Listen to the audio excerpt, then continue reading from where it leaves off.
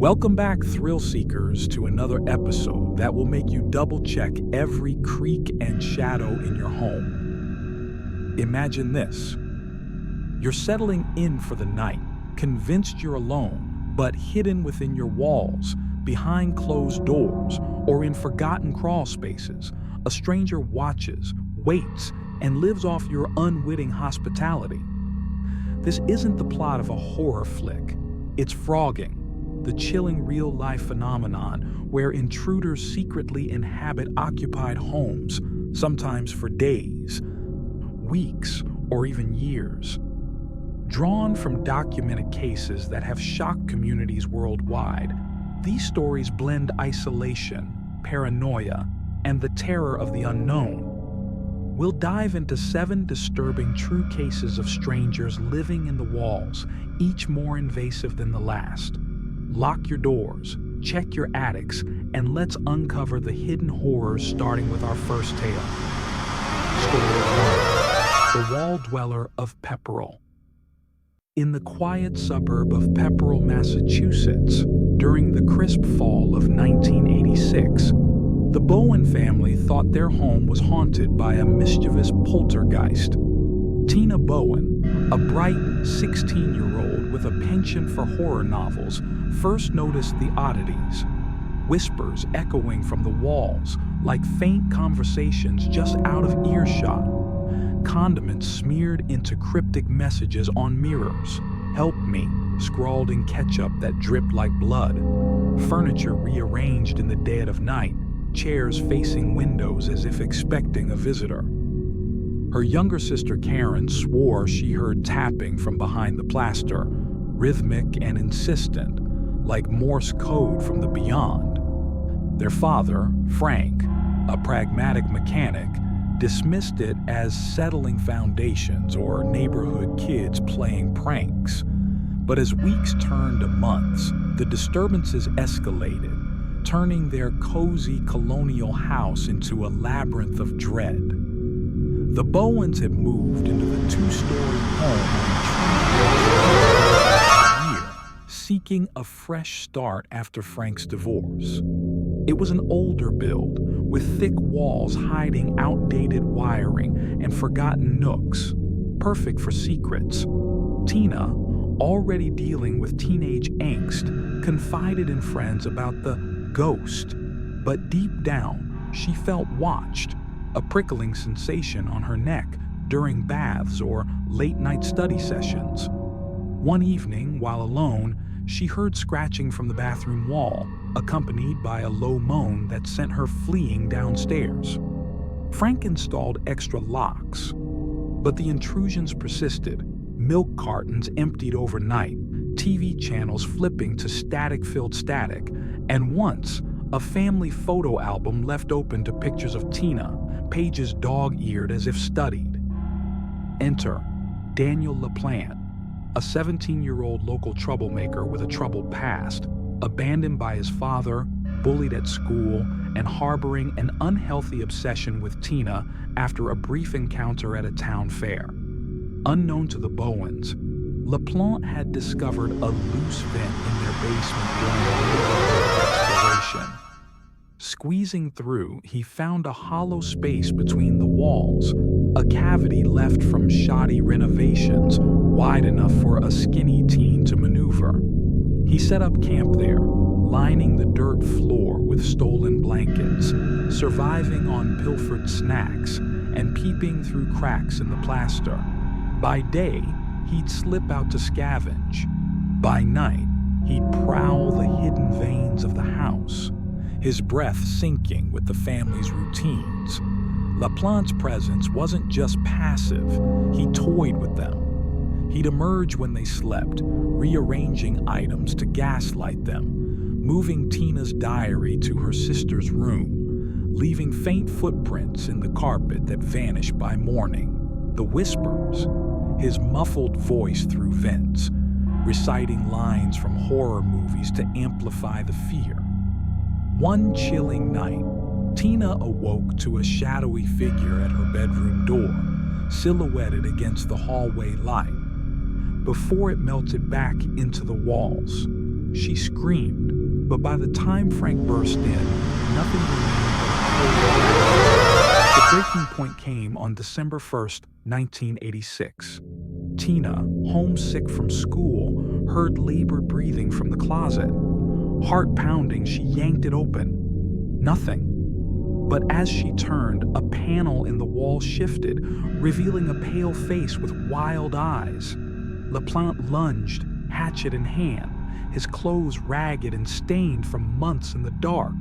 He bound Tina, Karen, Frank, and a visiting friend in the living room, ranting about his love for Tina and how the walls had chosen him to protect her. His hideout, later inspected, was a nightmare. Walls scratched with tally marks counting days, empty food wrappers forming a nest, and a makeshift peephole drilled into Tina's bedroom wall, framed by drawings of her face. Tina's quick thinking saved them. Feigning sympathy, she distracted LaPlante long enough to slip a hand free and bolt for the door, screaming for neighbors. Police arrived to find LaPlante barricaded in the wall space, hatchet raised. He surrendered, but the horror didn't end.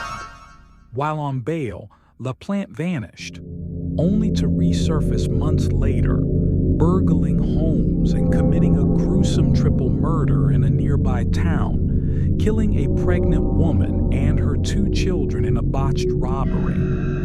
Captured hiding in a trash can, he was sentenced to life, his wall-dwelling days a prelude to darker impulses.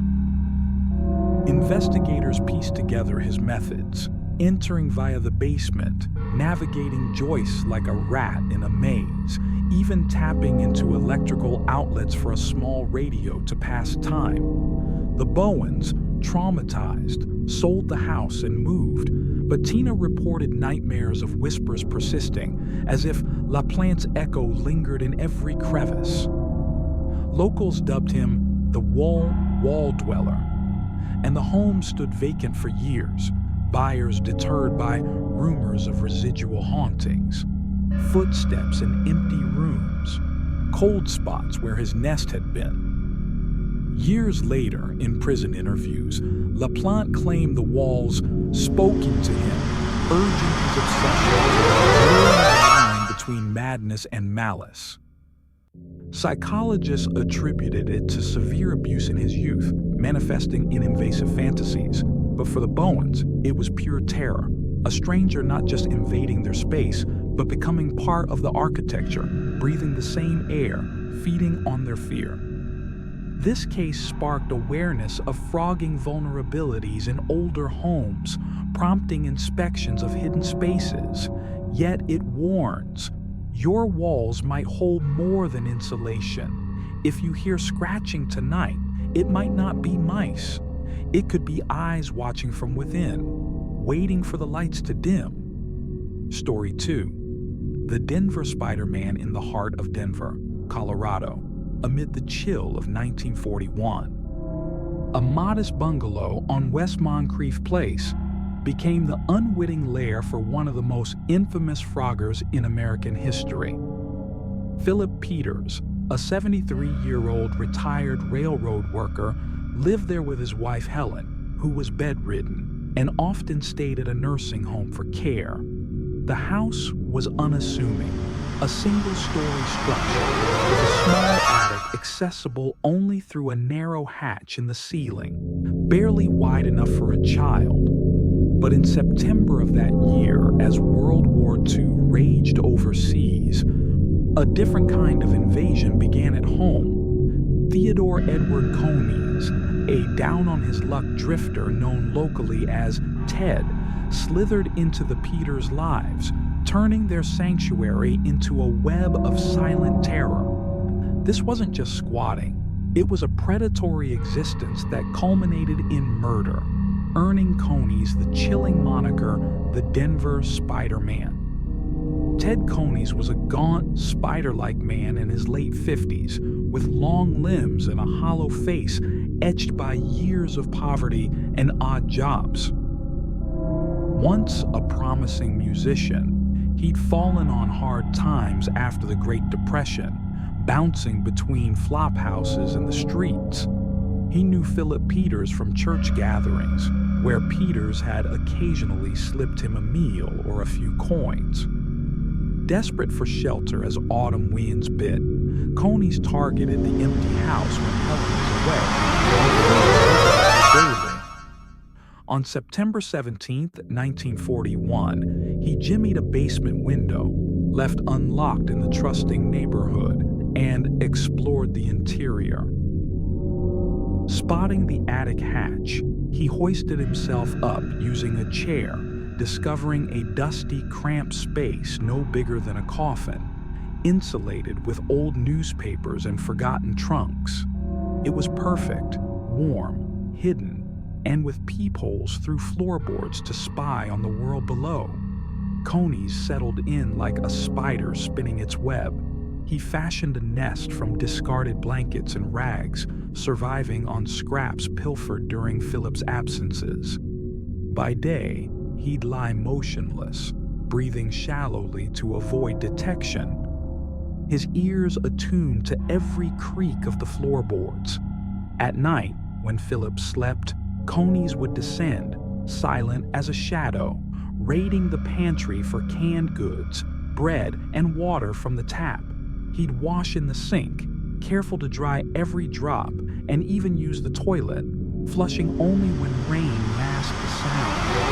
The attic's stifling heat in summer would give way to bone-chilling cold, but Coney's endured, his body contorting into impossible positions to fit the narrow confines. Whispers of his presence began subtly. Philip noticed missing food, attributing it to forgetfulness or neighborhood cats. A faint scratching overhead? Rats, he thought, but deep down an unease grew, a feeling of being watched, as if eyes pierced the ceiling during his solitary meals. As weeks dragged into a month, Coney's isolation bred madness. He hallucinated voices in the wind, murmuring accusations from his past failures. Peering through cracks, he'd watch Philip's routines with envious hunger, the old man reading the paper, listening to the radio crackle with war news, or napping in his armchair. Coney's diary, later found in the attic, revealed his descent. Day 23, the old fool suspects nothing. His food sustains me, his warmth mine. But the hunger, it gnaws deeper. On October 17, 1941, fate twisted. Philip, home earlier than usual after visiting Helen, heard a thud from above. Armed with a poker, he climbed a stool to the hatch. Coney's, cornered and starving, panicked. As Philip's head emerged, Coney struck with a rusty iron bar, caving in the skull in a spray of blood. Philip tumbled, lifeless, to the floor below.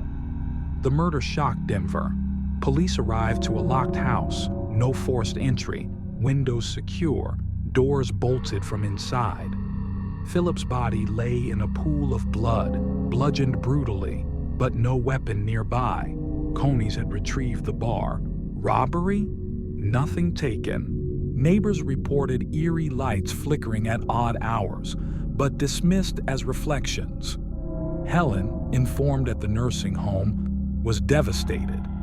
Friends like Dorothy Symes checked the house periodically, sensing an oppressive atmosphere, cold drafts where none should be, faint odors of unwashed flesh.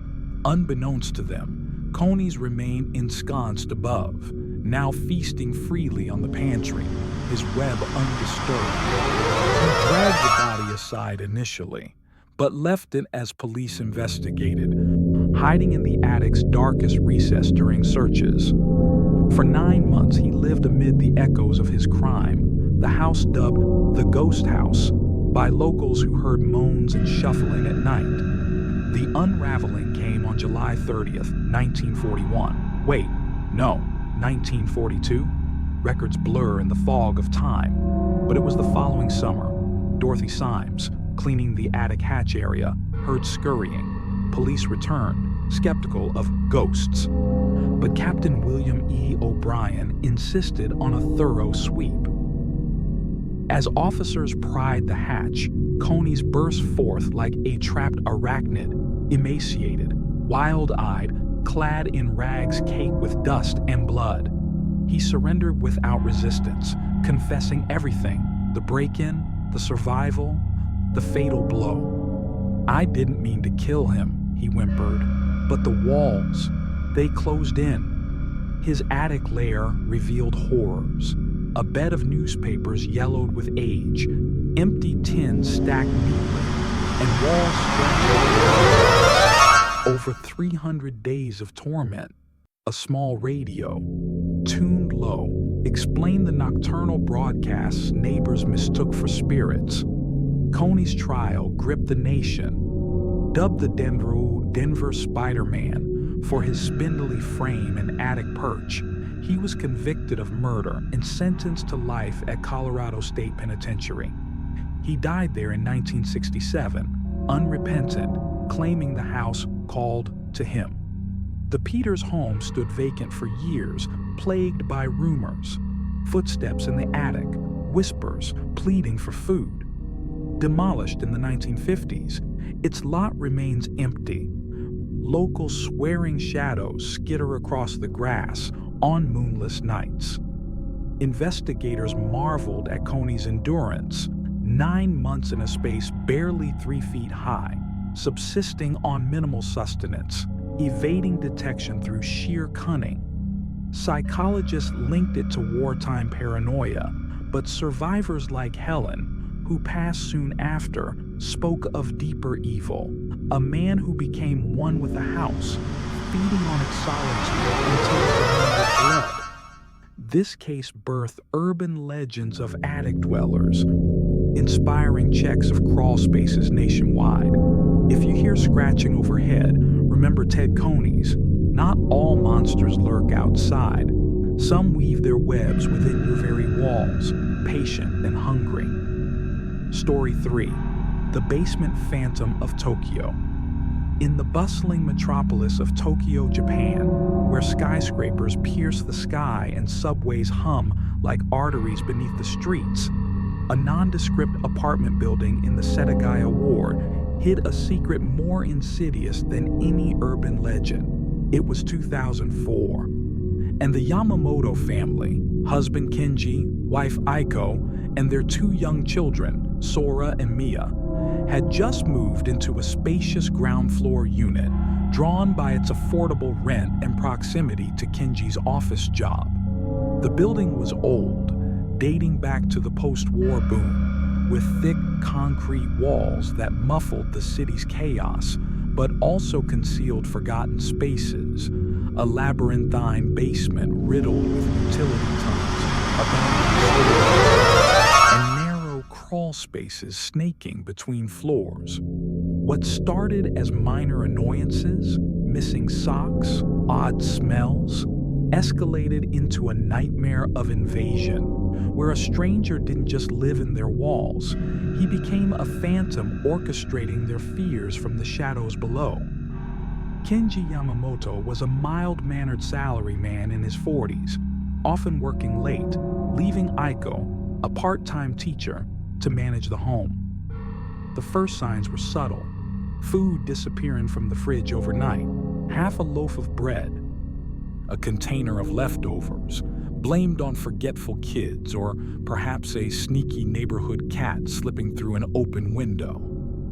Then came the noises, faint shuffling from the vents, like someone dragging a bag across gravel, always at odd hours.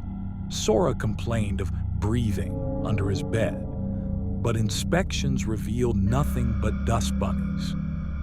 Aiko noticed her makeup rearranged in the bathroom drawer, lipsticks uncapped as if tested, and once found a strand of long, greasy hair in the sink, not matching any family members.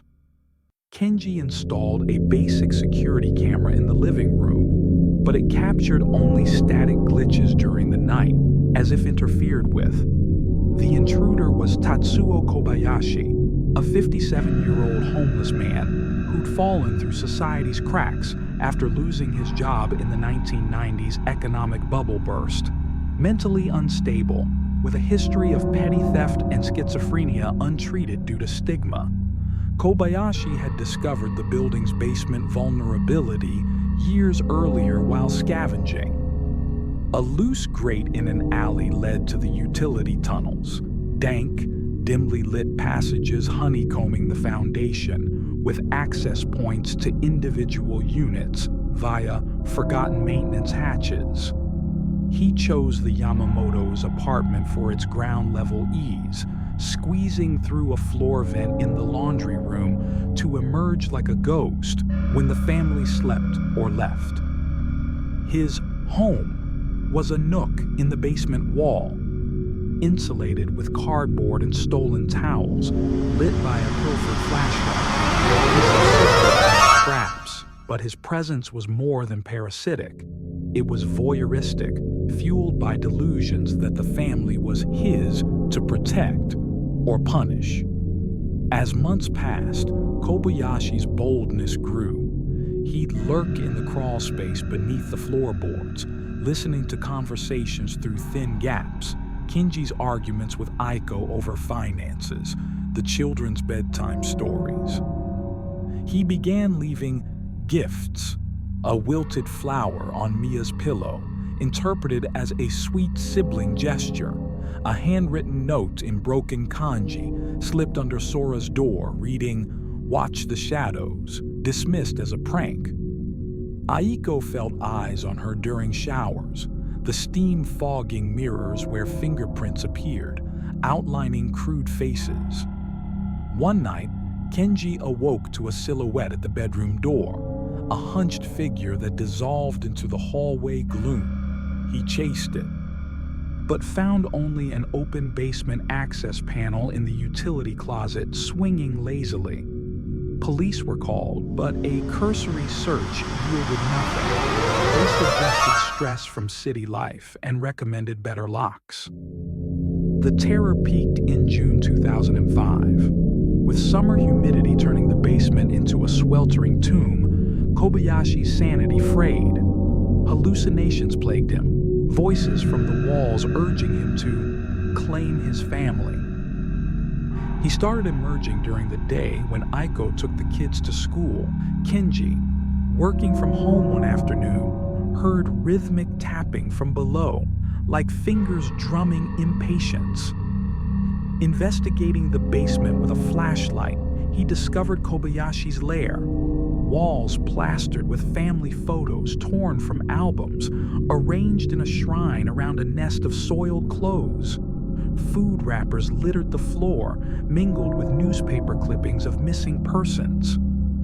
But Kobayashi was absent, watching from a hidden vent above. That evening, as the family dined, the power flickered. Sora screamed from his room. A hand had reached from under his bed, grabbing his ankle with clammy fingers. Chaos erupted. Kenji barricaded the doors. Panicked, burst from the laundry vent, wild-eyed, emaciated, clad in Kenji's stolen shirt, wielding a rusted pipe wrench. He ranted in delirium, "This is my home. You invaders must leave." Aiko shielded the children as Kenji grappled with him, the struggle knocking over furniture in a frenzy of grunts and crashes. Kobayashi's strength was feral. He bit Kenji's arm, drawing blood, before Aiko struck him with a lamp, stunning him long enough for neighbors to intervene, alerted by the screams. Police arrested Kobayashi, uncovering his 9-month residency. His hideout revealed diaries detailing the family's every move. Wife cries alone, lonely like me. Boy fears the dark, I am the dark. He tampered with wiring to cause outages, even poisoned the dog's food. The pet had barked incessantly at vents before mysteriously dying. Interrogations painted a tragic figure. Kobayashi believed the building's spirits had guided him there, the walls whispering welcomes. Diagnosed with severe psychosis, he was committed to a psychiatric facility where he died in 2012, still muttering about his family. The Yamamotos moved immediately, but trauma lingered. Aiko suffered panic attacks from enclosed spaces. Sora developed nyctophobia, refusing to sleep without lights. The building underwent renovations, sealing tunnels, but tenants reported residual haunts, echoes in pipes, cold spots in basements. Media dubbed Kobayashi the basement phantom, sparking a wave of urban frogging awareness in Japan, with campaigns urging checks of hidden areas in older structures. Investigators marveled at his evasion, using the building's maze-like underbelly, timing movements with subway rumbles to mask noise. Psychiatrists linked it to societal isolation, hikikomori, extremes turning outward. But for the Yamamotos, it was violation incarnate, a stranger not just stealing sustenance, but intimacy, into their lives like a thread in the walls. This case highlights cultural fears of the unseen in dense cities, where anonymity breeds predators. If vents whisper in your Tokyo flat or anywhere, listen closely. It might be breath, not wind, plotting from the dark. Story 4. The Attic Intruder of Rock Hill. Nestled in the sleepy town of Rock Hill, South Carolina, in the sweltering summer of 2008, a charming Victorian home on East White Street became a pressure cooker of paranoia and violation. Tracy Andrews, a 32-year-old single mother and nurse, lived there with her 2 daughters, Madison and Lily. The house was a fixer-upper bargain, complete with creaky hardwood floors, ornate crown molding, and a spacious attic that Tracy used for storage. Boxes of holiday decorations, old clothes, and forgotten heirlooms stacked under the rafters. Accessible via a pull-down ladder in the hallway ceiling, the attic seemed innocuous, a dusty relic of the home's 19th century origins. But beneath its sloping roof lurked a stranger who didn't just hide. He orchestrated a symphony of subtle terrors, turning the Andrews Haven into a stage for his twisted obsession. This wasn't mere squatting. It was a calculated infiltration that blurred the lines between reality and nightmare, leaving scars that time couldn't heal. Tracy was resilient, juggling night shifts at the local hospital while raising her girls after a messy divorce. The oddities began innocently enough in June, a faint musty odor wafting from vents, chalked up to the humid Carolina weather. Toys rearranged in the girls' rooms, blamed on playful sibling antics.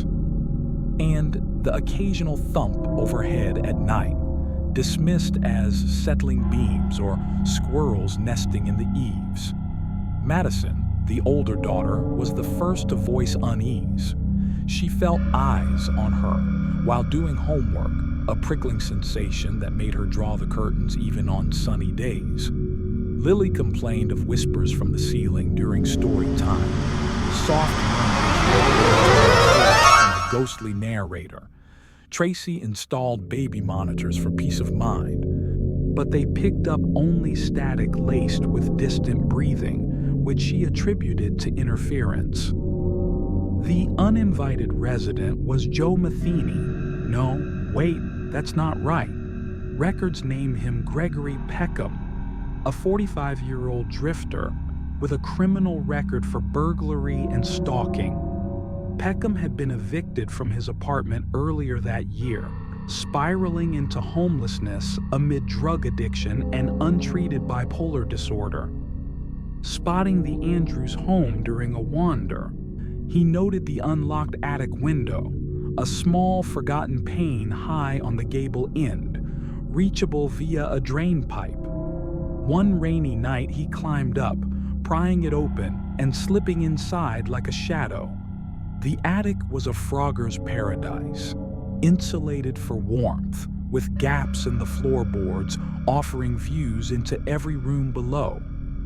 He built a nest from Tracy's stored blankets and pillows, surviving on water from a dripping pipe and food smuggled in from ships, cereal from the pantry, fruit from the counter, always taking just enough to avoid notice.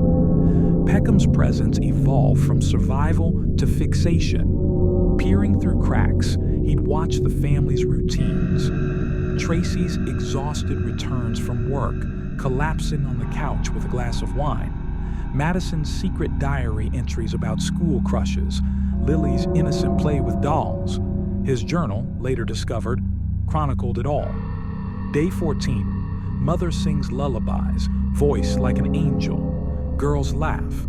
It warms the cold up here. But warmth twisted into possession. He began manipulating their world subtly, moving Madison's hairbrush to build doubt, leaving faint handprints on mirrors that fogged during showers, even adjusting the thermostat at night to create chills that drove the family closer together under his watchful gaze.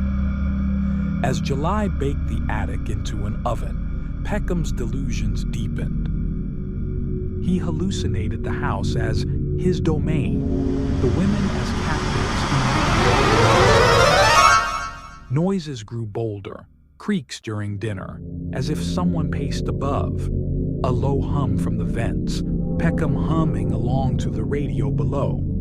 Tracy noticed her underwear drawer rifled, items missing then reappearing washed and folded. A violation that sent her to the police, who suggested a forgetful mind or the girl's mischief. She changed locks and added motion sensor lights outside. But Peckham was inside, laughing silently at her efforts. One night, Lily woke screaming. A face had peered down from a loosened ceiling tile in her room, eyes gleaming in the nightlight's glow. Tracy searched the attic with a flashlight, nothing but dust motes dancing in the beam. But Peckham had retreated to a hidden recess behind the chimney, heart pounding. The escalation came in August. With school starting, Tracy hired a babysitter for evenings, unknowingly providing Peckham more freedom. He'd descend the ladder when alone, rifling through drawers, spraying Tracy's perfume on his clothes to feel close. Madison found her webcam tampered with, pointed at her bed, recordings deleted but timestamps showing activity during the day. Paranoia gripped the family, doors locked obsessively, windows checked nightly. Tracy confided in a coworker about ghosts, but deep suspicions of an intruder gnawed at her. On August 15, during a rare day off, she heard shuffling overhead while the girls were at a play date. Armed with a baseball bat, she pulled down the ladder and ascended. The attic was a horror show. Her missing items formed a shrine. Photos of the girls pinned to beams, surrounded by candle stubs. A sleeping bag reeking of sweat. Empty food wrappers and a bucket for waste. Peckham lunged from the shadows, gaunt and feral, grabbing the bat and shoving Tracy down the ladder. She tumbled, twisting her ankle, screaming as he descended after her. "This is my home now," he snarled, eyes manic. "You can't evict family?"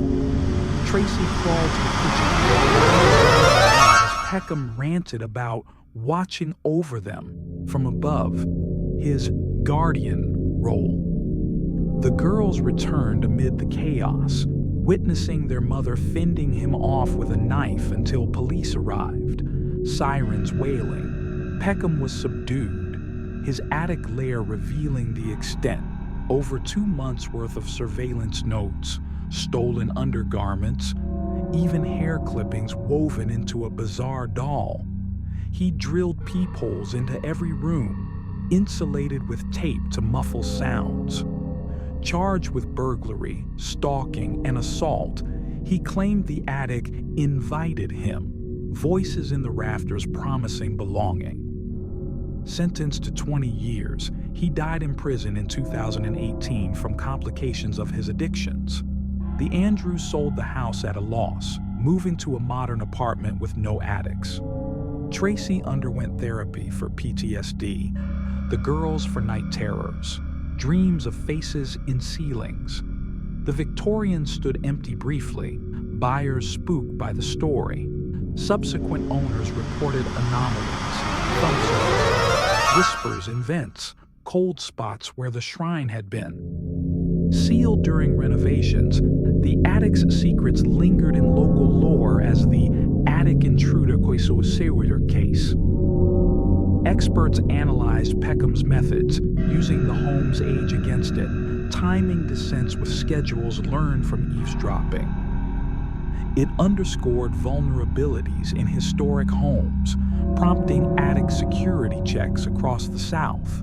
But for Tracy, it was personal horror, a stranger not stealing possessions, but privacy, turning walls into windows for his soul.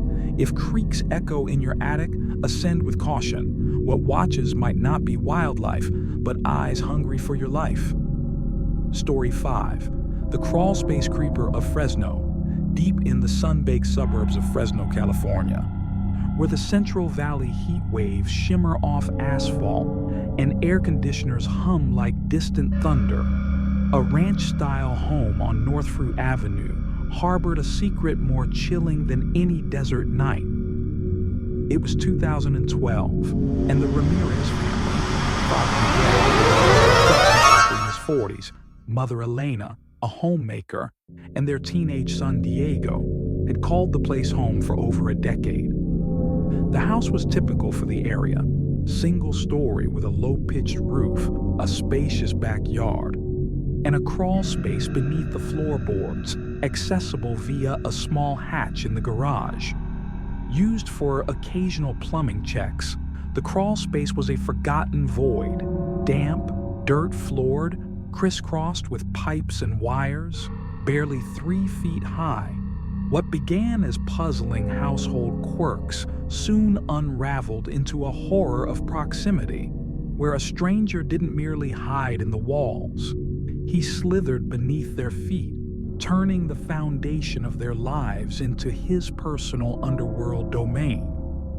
Miguel Ramirez was a hard-working man, often away on job sites, leaving Elena and Diego to manage the daily rhythms. The anomaly started subtly in early spring, a persistent earthy smell seeping through the vents, blamed on recent rains.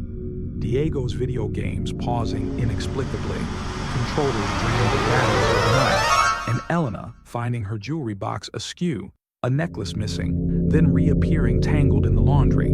Diego, an avid gamer, noticed his snacks vanishing from his room, energy drinks and chips gone without a trace. He joked about a house gremlin, but Elena felt a deeper disquiet. During quiet afternoons, she'd hear faint rustling under the living room floor, like something shifting in the soil. Miguel inspected the crawl space with a flashlight, nothing but cobwebs and rodent droppings.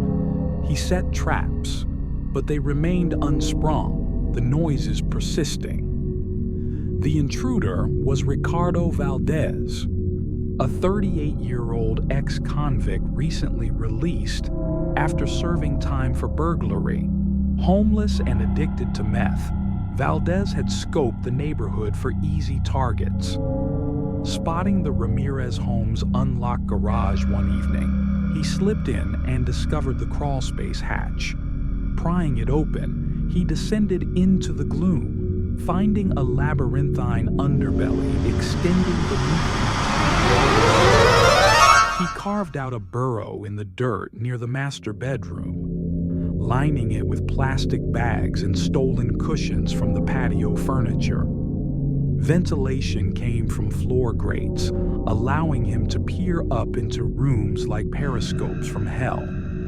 He survived on foraged food, raiding the kitchen at night via a loose vent in the pantry and rainwater collected in bottles. The crawl space's insulation muffled his movements, but the drugs fueled paranoia, making him believe the family was testing him with their routines. Valdez's residency wasn't passive. It was invasive and ritualistic. He'd time his excursions with the family schedule. When Miguel left for work at dawn, Valdez would emerge, shuffling through the house on all fours to avoid windows. He'd use the bathroom, flushing sparingly, and even shower quickly, drying with towels he returned damp to the hamper. His peepholes offered intimate views. Watching Elena cook dinner, her back turned, Diego gaming late, headphones on, Miguel and Elena's arguments over bills, voices vibrating through the floor. Valdez's notebook, later recovered, detailed obsessions. Boy plays too loud, must quiet him. Woman smells of lavender, mine now. He began leaving marks, fingerprints smudged on undersides of tables, a carved initial R in the dirt visible only from below. Diego found his webcam light flickering on randomly. Unaware Valdez had tapped into the Wi-Fi via an exposed cable, streaming feeds to a stolen phone hidden in his lair.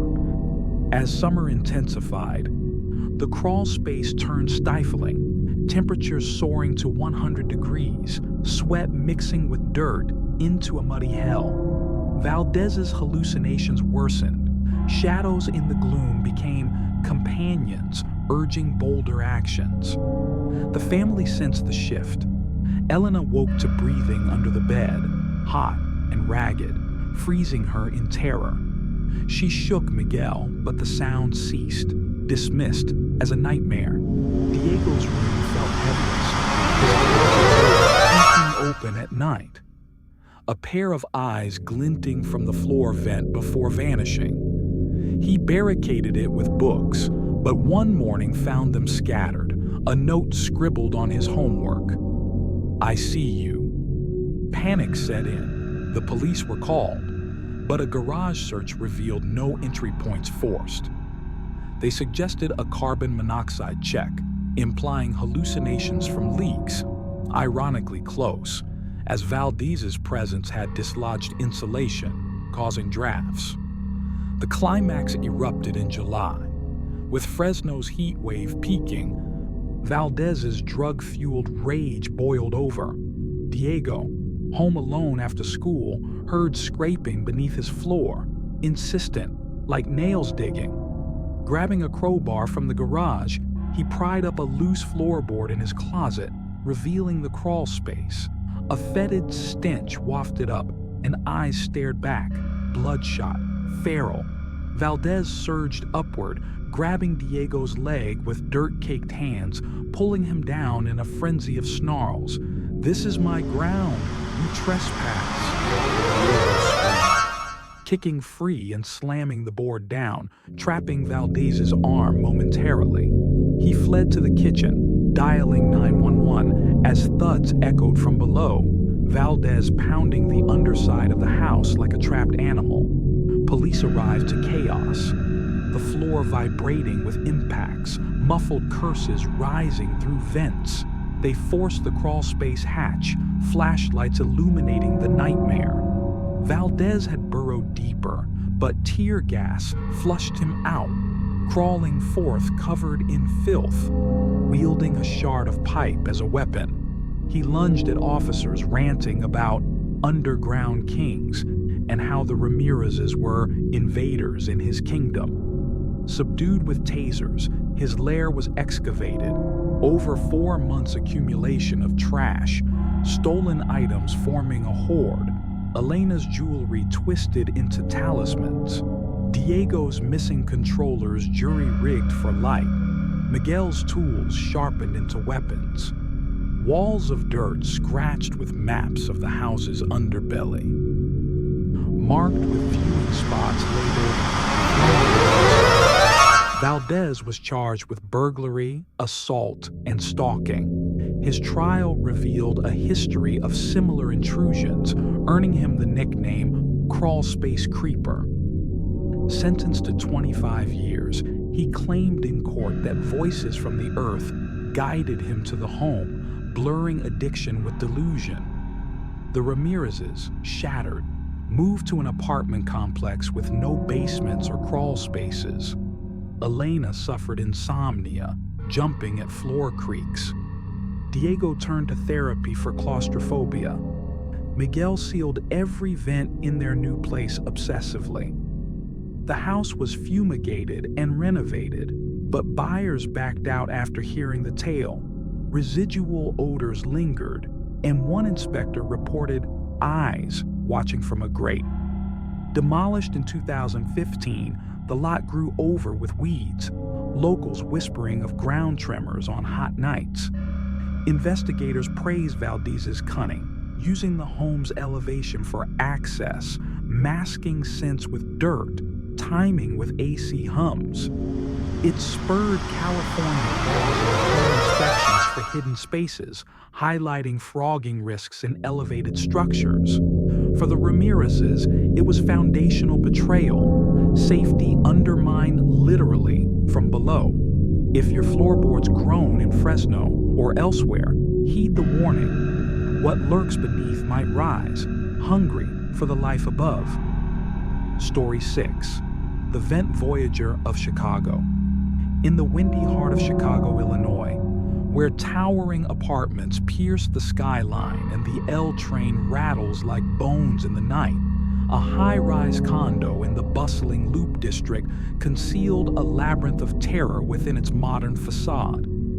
It was 2015, and the Thompson family, tech executive Sarah, her husband Mark, a graphic designer, and their infant son Noah, had splurged on a sleek 2-bedroom unit on the 15th floor of a luxury building overlooking Lake Michigan. The condo boasted floor-to-ceiling windows, smart home tech, and an intricate network of air ducts and vents snaking through walls and ceilings, designed for efficient HVAC, but unwittingly to the unseen.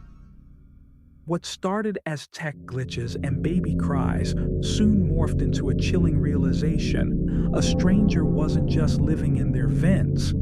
He was traversing the building's veins like a human serpent, turning their sky-high sanctuary into a vertical nightmare of surveillance and sabotage. Sarah Thompson was ambitious, often working remotely while Mark freelanced from a home office. Noah, at 6 months, was colicky, his wails echoing through the vents, a sound that masked subtler disturbances.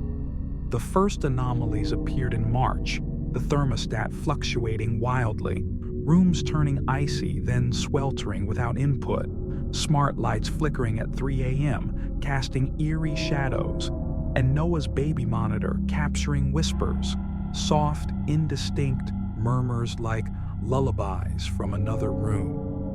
Sarah blamed faulty wiring in the new build. Mark called maintenance, who found no issues but suggested app updates. Then, personal items vanished.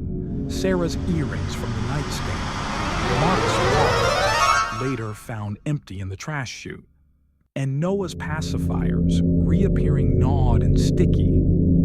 The perpetrator was Elias Grant, a 29-year-old former HVAC technician laid off during the recession, spiraling into homelessness and opioid addiction. Grant had worked on the building's construction, knowing its ductwork intimately. Vast aluminum tunnels wide enough for a slim man to crawl, connecting units via shared shafts.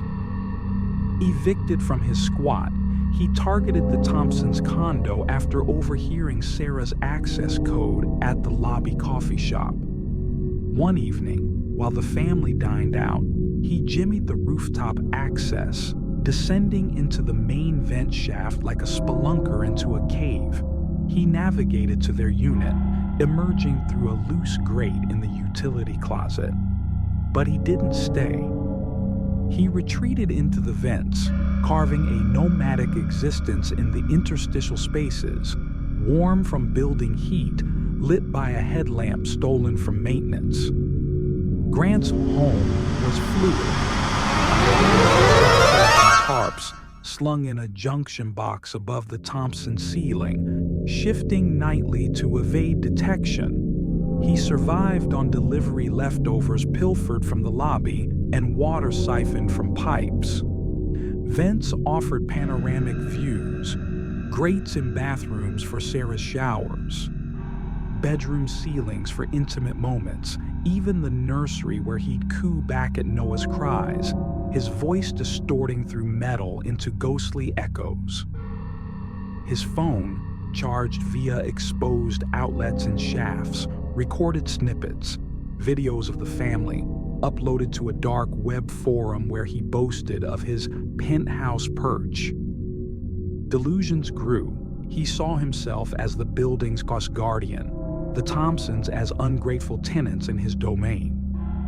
As spring thawed the city, Grant's intrusions intensified. He'd tamper with the smart home system, hacking the Wi-Fi from within, changing passwords to lock the family out temporarily, then restoring them to gaslight.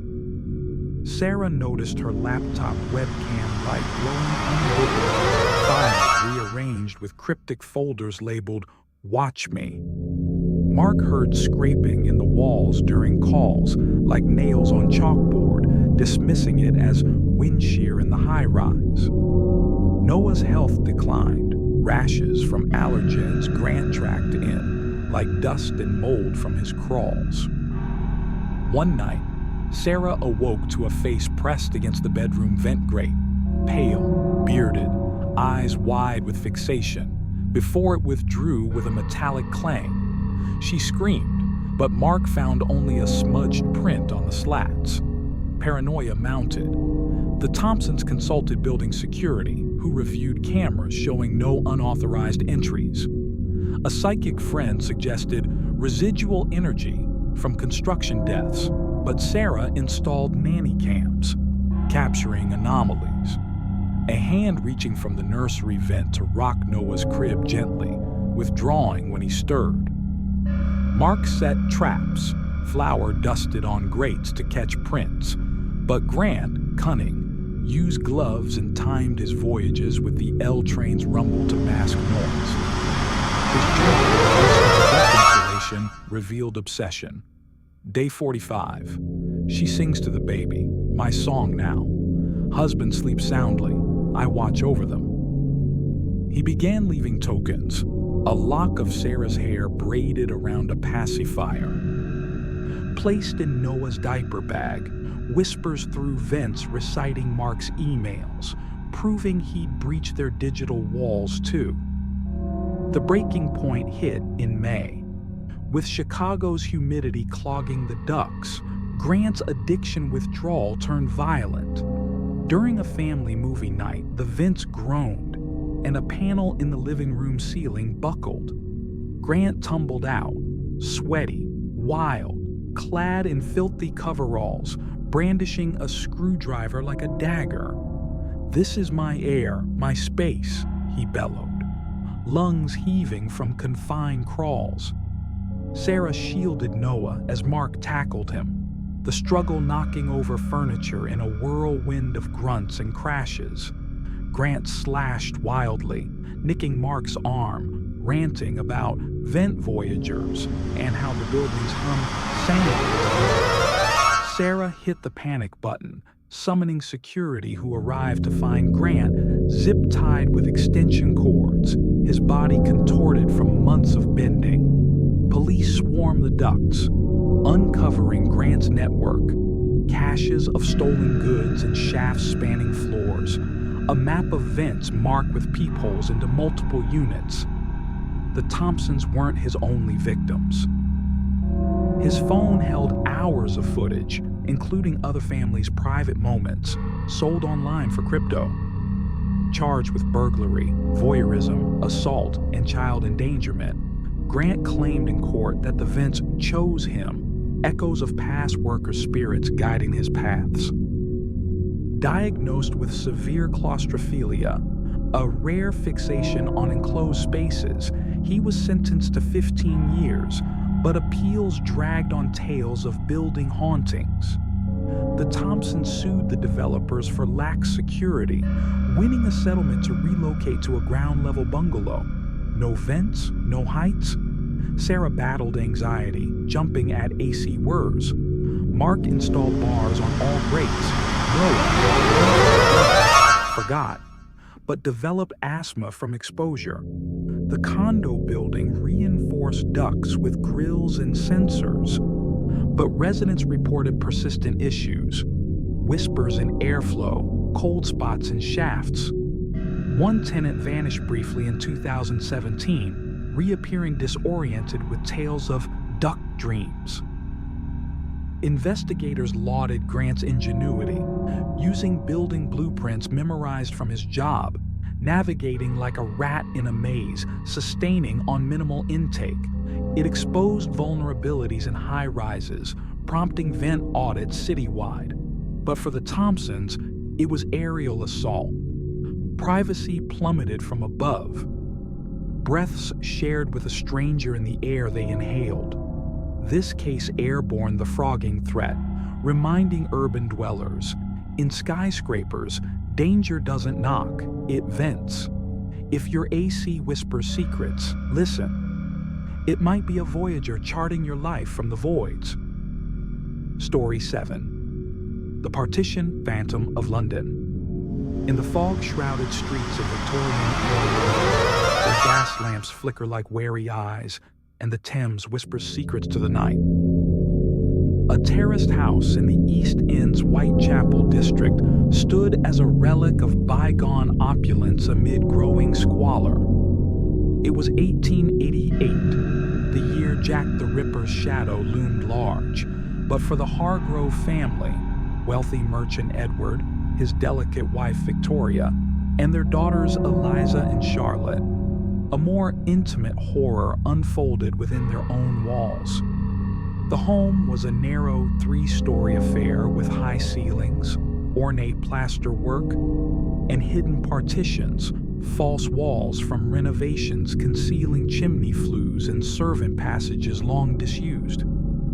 These hollow spaces, meant for insulation and discretion, became a conduit for invasion, where a stranger didn't just lurk, he partitioned their lives, segmenting sanity into fragments of dread and deception, in a case that predated modern frogging but echoed its insidious essence. Edward Hargrove was a stern patriarch, importing spices.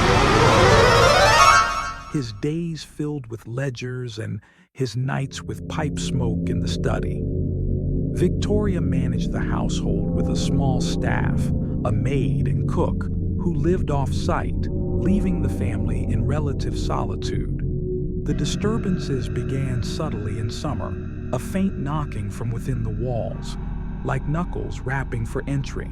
Victoria's perfumes depleting faster than usual, a floral scent lingering in empty rooms, and the girls' diaries tampered with, pages filled with elegant script not their own, poetic musings on beauty in confinement. Edward dismissed it as drafts in the old structure, or the girls' imaginings, heightened by Ripper headlines screaming from newsboys. But Eliza, sharp-witted and rebellious, felt observed during piano lessons, a chill draft from the parlor wall where no window existed. The intruder was Silas Crowe, a 32-year-old former chimney sweep turned vagrant, scarred by soot lung and abandoned by society after factory machines stole his trade. Obsessed with the upper class's hidden luxuries, Crowe had cased the Hargroves' home during a delivery errand. Noticing a loose panel in the basement coal chute, he pried it open one moonless night, discovering the partition voids, narrow gaps between walls, tall enough to stand in places, extending vertically like secret stairwells. He wormed inside, navigating the maze with a sweep's agility. His body blackened by residual ash. His lair was a vertical nook behind the master bedroom wall, floored with scavenged rags, lit by stolen candle stubs. He subsisted on kitchen leavings, crusts from the larder, water from dripping faucets, and the thrill of proximity, his breath sinking with the family's through thin plaster. Crow's residency was a masterclass in subtlety and sadism. By day, he'd cling motionless in the partitions, ears pressed to cracks, absorbing conversations, Edward's business woes, Victoria's laudanum-fueled melancholia, Eliza's secret suitor loves. At night he'd traverse the voids, sliding panels silently, emerging to roam. He'd sample Victoria's toiletries, dabbing cologne to mask his grime, rearrange Charlotte's dolls into tableaux of Victorian horror, heads twisted unnaturally, and whisper through wall vents, reciting Ripper news in a gravelly tone to sow fear. His ledger etched on wallpaper scraps chronicled fixation. Night 20. The elder girl weeps for freedom. I am her cage. The family sensed the erosion. Edward found his razor dulled, as if used for unseen shaves. Victoria awoke to shadows shifting behind the wallpaper, patterns bulging slightly like a pulse beneath skin. As autumn chills seeped in, Crow's isolation bred mania. Hallucinations of soot ghosts urged him deeper into the Hargrove psyche. He began bolder incursions, slipping notes into Eliza's pockets. I see your dreams, causing her to faint in fright, contaminating the family's tea with pinches of ash, inducing coughs mistaken for consumption. Charlotte claimed a wall man peeked through a knothole in her nursery, his eye yellowed and unblinking. Edward, alarmed, hired a constable for patrols, but the officer found no breaches, suggesting hysteria from Ripper panic. Walls were tapped, revealing hollows, but dismissed as architectural quirks. One foggy evening, Victoria heard labored breathing from the bedroom partition during her bath, a handprint forming on the steamed mirror from the other side, fingers splayed in longing. The unraveling climaxed in November amid Ripper frenzy. With Edward away on business, the women barricaded indoors. Eliza, investigating a scratching in her wall, pressed her ear and heard humming, a sweep's shanty. Arming herself with a fire poker, she chipped at the plaster, revealing a sliver of void. Crow's face emerged, ashen, bearded, teeth bared in a grin. Welcome to my world, he rasped, bursting through in a cloud of dust and debris. Victorian Charlotte sprung Eliza, his grip iron from years of climbing. You've lived in my embrace unknowing, now feel it. He dragged her toward the breach, intending to pull her into the partitions like a spider cocooning prey.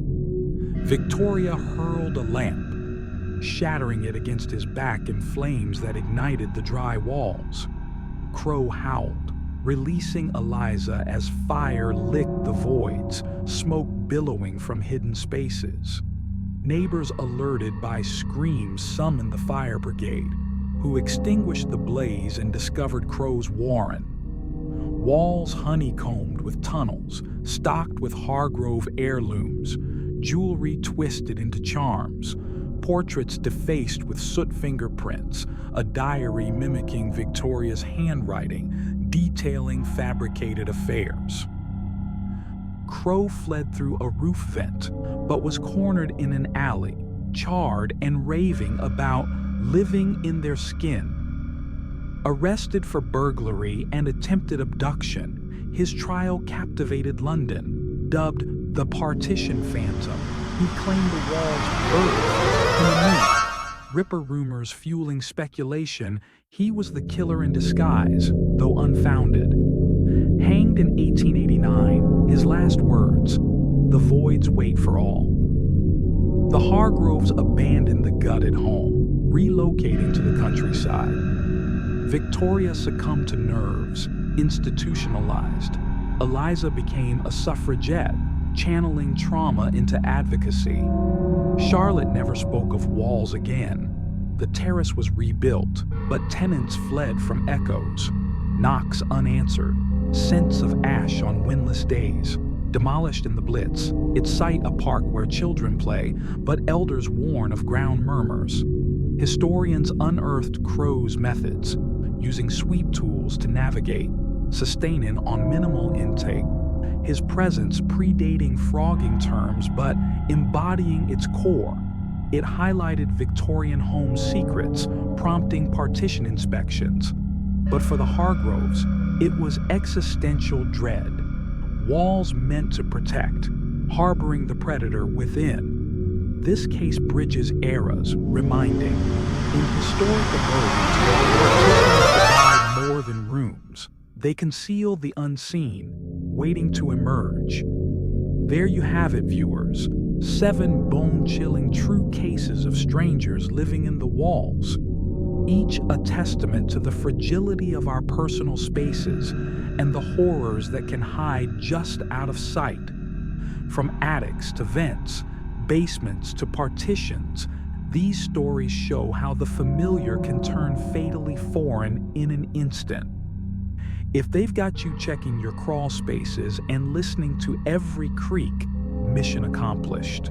Don't forget to like, subscribe for more terrifying tales, and drop your own creepy encounters in the comments. I might feature them next. Stay vigilant, lock those hatches, and remember, the walls have ears, and sometimes eyes. Until next time, sleep tight if you can. Goodbye.